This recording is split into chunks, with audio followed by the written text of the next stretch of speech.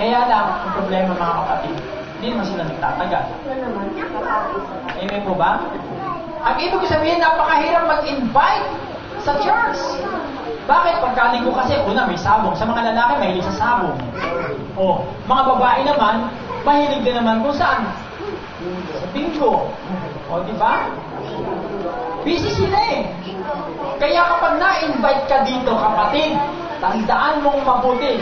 Biyaya ng Diyos na ikaw ay narito at napakinggan mo ang mabuting balita ng ating Kristo na kapatasan.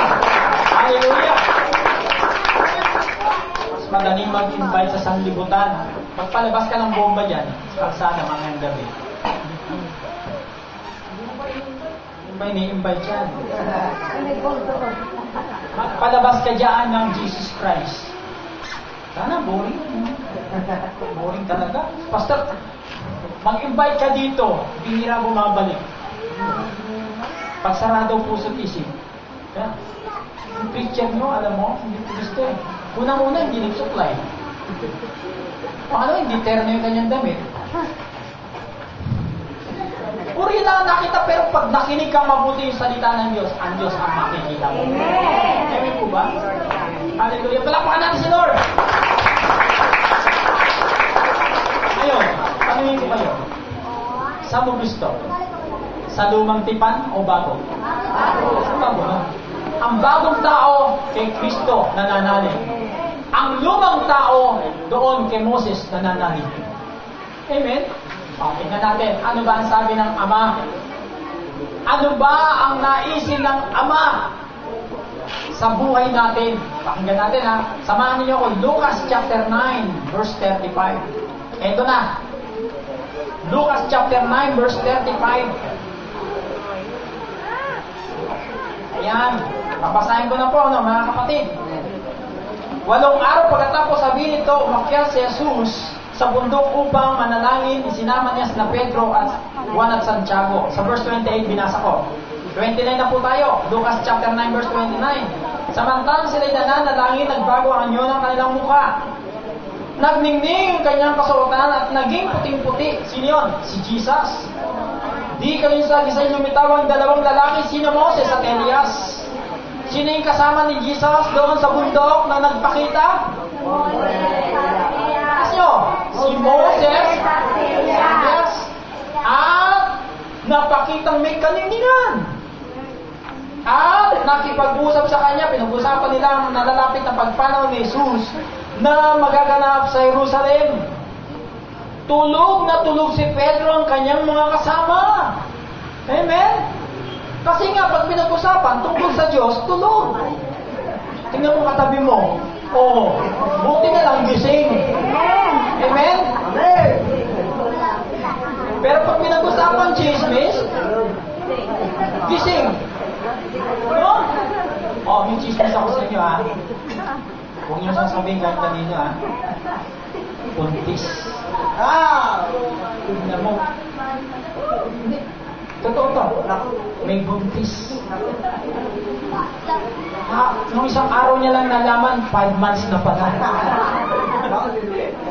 Yan. Mamaya malalaman natin kung sino yung mga chismosa dito. Tatanungin ako, Pastor, sino yun?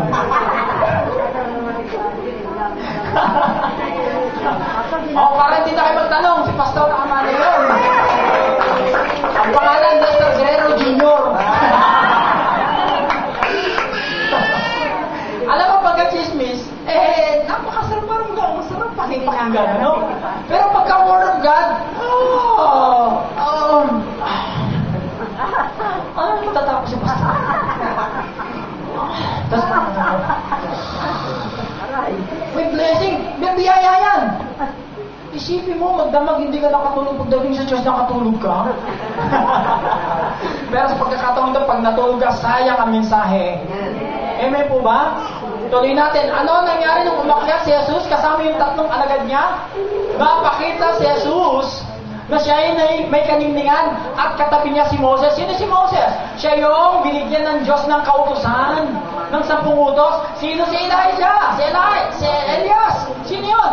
Siya yung kinausap ng Diyos. Kung anong sabihin ng Diyos, sasabihin niya sa bayan. Yun yung propeta na magsasabi ng direksyon kung saan sila pupunta at anong dapat sabihin at anong dapat gawin sa pakikipaglaban at sa pamumuhay na ito. Yan si Moses at saka si Elias. Pero yung nasa gitna, sino? Jesus. Sabihin natin, Jesus.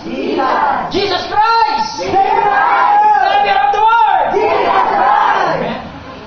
Ano ang nangyari? Nagsalita ang Ama. Amen? Tuloy po natin. Sabi rito, tulog na tulog sa verse 32. Sabi mo sa katabi mo, gising.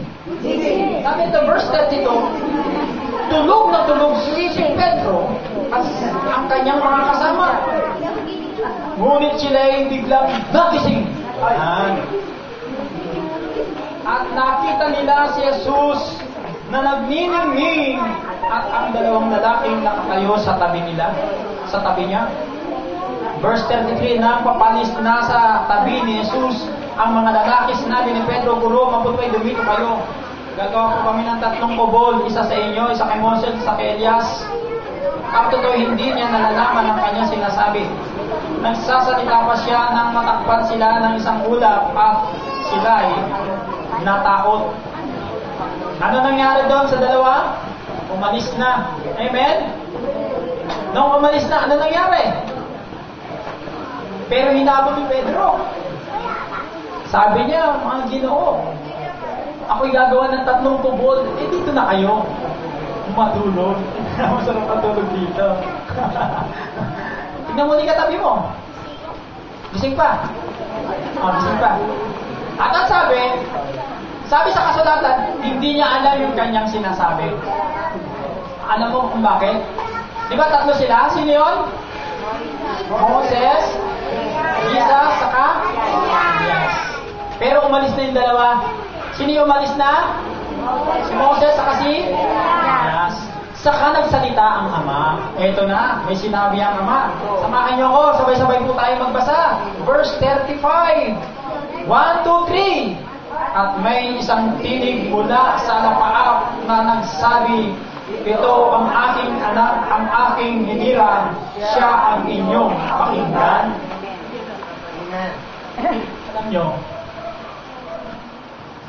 ang kautusan ni Moses, hindi kayo mabuti, yung kautusan ni Moses, sinusunod ng mga tao to, pero hindi masunod, amen po ba? Ngayon, sinugo ng Diyos yung kanyang ama, ay yung kanyang anak. Sinugo ng Ama ang kanyang anak. Ano sabi ng Ama? Ito ang aking anak. Ando ba si Moses? Si Elias? Sabi ng Ama, ito ang aking anak. Ang aking hinirang. Sinabi ba si Moses ang hinirang? Hindi na. Noong panahon, hinirang si Moses. Noong sumunod namang panahon, mga propeta, hinirang ng Diyos. At ang ating panahon ngayon, si Jesus. Sabi ng ating Ama, ito ang aking hinirang. Ang kasunod, siya ang inyong pakinggan. Amen? Ngayon, balik tayo doon sa ating talata. Na may dumating ng mga taga-Judea na nagtatalo sila. Nasabi kailangan tugdin ang kautusan ni Moses. Ang sabi naman ni Pedro ay sa biyaya ng Diyos. Ngayon, makinig kayo mabuti. Ano ang talagang kalooban ng Ama? Anong sabi ng Ama? Ito ang aking anak, ang aking hinirang, siya ang inyong pakinggan. Hindi na si Moses, hindi na yung propeta. Palakpakan natin ang Diyos. Amen! Hallelujah! Bakit nagpunta rito ang ating Panginoon Iso? Ano sabi niya? Ang mga aral at salita ko'y hindi galing sa aking sarili, kundi doon sa nagsugo sa akin. Amen? Amen. Kaya pinaliliwanag niya ngayon kung paano ang tao ay magaganap niya ang 10 kautusan na ito at ang iba pang mga utos. Pinaliwanag niya. Samahan niyo ko sa Matthew chapter 5. Matthew chapter 5. Ito sabi. Verse 17. Ano